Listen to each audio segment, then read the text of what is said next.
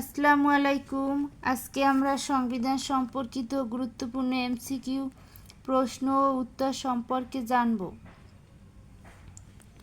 বাংলাদেশের সংবিধান কত সালে প্রণয়ন করা হয়? 1972।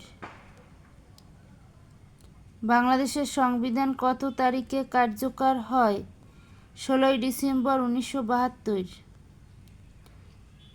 বাংলাদেশের সংবিধানের প্রস্তাবনায় কতটি মূলনীতি উল্লেখ আছে? 4টি। সংবিধানের প্রথম অনুচ্ছেদে কী বলা হয়েছে?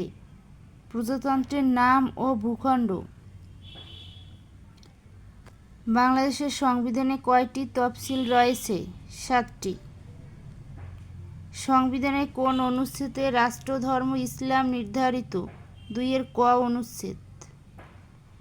সংবিধান প্রজাতন্ত্রের সর্বোচ্চ আইন কোন অনুচ্ছেদে বলা আছে? 7 নম্বর অনুচ্ছেদ। মৌলিক অধিকার সংবিধানের কততম ভাগে আছে? 3য় ভাগ। বাংলাদেশের সংবিধানের মূল রচয়িতা কে ছিলেন? ডক্টর কামাল হোসেন।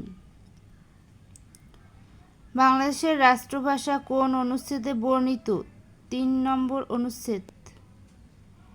জরুরি অবস্থা ঘোষণার বিধান কোন অনুচ্ছেদে আছে? 141 নম্বর অনুচ্ছেদ। সংবিধানের সর্বশেষ সংশোধনী কততম? 15তম।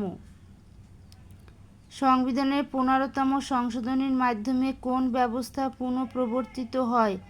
71-এর 4 মূলনীতি। বাংলাদেশের সংবিধানের প্রথম সংশোধনী কবে হয়? 1972 সালে। আজকে এ পর্যন্তই। ধন্যবাদ সকলকে।